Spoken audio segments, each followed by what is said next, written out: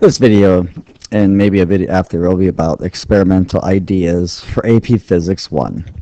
We'll get started with just errors, and then we'll go to uncertainty, precision, accuracy, and then we'll talk about several experiments that are common in AP Physics 1. Let's talk about errors first of all. Two kinds of errors. One is systematic, and these we really try to avoid, but sometimes they're not avoidable. First of all, like calibration of an instrument. If the instrument is not calibrated correctly, then all of your answers are going to be off by some kind of factor from what they're supposed to be.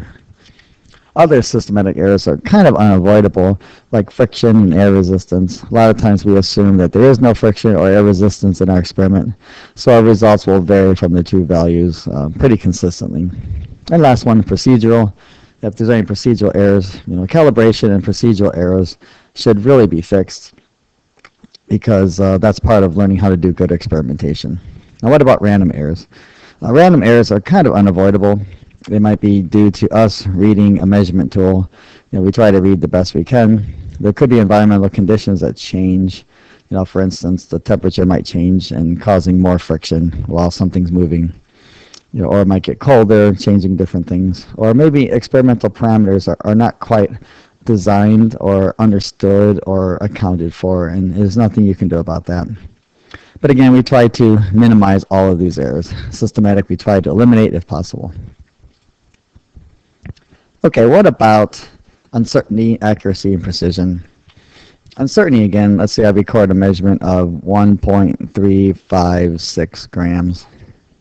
We assume if the instrument doesn't tell us the uncertainty, that the last digit is the uncertain one, and we estimate that between plus or minus 1 of it, so I'll say plus or minus 0.001 grams. Now what if my instrument is 1.26 grams? Well then, if the uncertainty is not told to us by the instrument, then we'll assume this one is plus or minus 0.01 gram, since it's only out to the hundredths place. And that kind of leads us to precision. I'll talk about that one now. Precision has two definitions to it. It's how many decimal places your numbers can be carried out to. So this instrument is precise to the thousandths place, where this one's precise to the hundredths place. Another description of precision is how close your results vary from the average. So you know that the mean can be calculated. And that's just adding up all your results and dividing by the number of results you've got. But you can calculate the standard deviation of that. And the standard deviation is a measure of precision.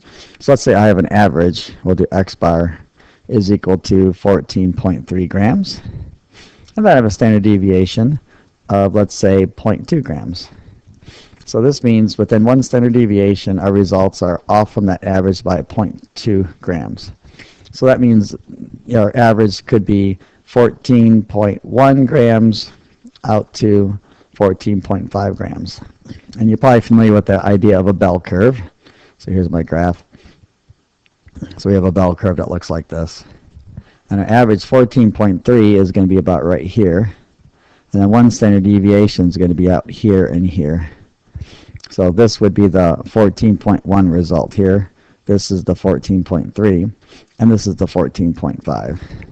So again, standard deviation says most of our results are going to be within plus or minus 0.2 of our 14.3. Now what about accuracy? Accuracy is our percent error. So let's say my result is supposed to be 5.23 grams, and I get 5.11 grams. If I want to calculate the percent error in this, I'll take what I was supposed to get, 5.23, minus what I did get, and then divide that by what I'm supposed to get, and times that by 100. So percent error is a measure of accuracy. Accuracy is how close are you to the accepted value. Okay, so that's a good description of those. So let's talk about graphing. Let's say I've got two graphs I want to make. First one is velocity versus time, and it comes from the equation v2 is equal to v1 plus at. And I'm trying to get a value of the acceleration here. Well, if you look at this, this is really in terms of an equation form, y is equal to b plus mx. You're probably familiar with y equals mx plus b. Well, this one's just a little backwards, okay, but not a big deal. So this is a linear line. Okay, so if I graph something, I'll just put little dots here. I should get a straight line automatically here. This, of course, is my y-intercept. So this is going to be my v1 or v0 at the beginning. And I should get a nice straight line. Okay, and the slope of this line is going to equal a. Why? Because this is our form. Our x variable is time. Our y variable is velocity. And slope is a constant, which is equal to the acceleration right here. Now really, this v2 really means velocity at a second time, and v1 is really your velocity in the beginning case. So velocity at a second time could be any time along this line, where v1 is our y-intercept.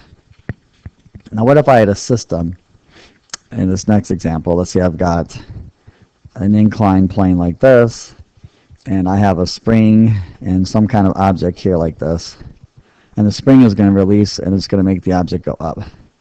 And I want to graph the gravitational potential energy versus the distance the spring is compressed. So let's say I compress it maybe a centimeter, then I compress it 2 centimeters, and I compress it 3 centimeters, and I want to see how far up the incline this thing actually goes. Well, looking at this equation, we know GPE versus x. Well, GP is mgh. We know that GPE is going to equal the elastic potential energy. Okay, so the more elastic potential energy I give this initially, the farther up the incline it's going to go. But how does GPE vary with x? So GPE is equal to 1/2 kx squared. Okay, so we notice if I graph this with this versus x, we're going to get a parabola. But I can make this a straight line by making this x squared. So now what do we have? We have an equation of y is equal to mx again. But x this time is actually an x squared. Okay, and that'll give us a straight line graph. And of course it should start approximately equal to 0. Because if I don't stretch the spring at all, or compress the spring at all, I'll have 0 gravitational potential energy. Okay, so I can graph that. Now what does the slope equal this time? Well, the slope this time, m, is equal to whatever constant we have here. It was actually going to equal 1/2 k. Okay, so we have ways of making straight line graphs in order to use slope, okay, in order to figure something out.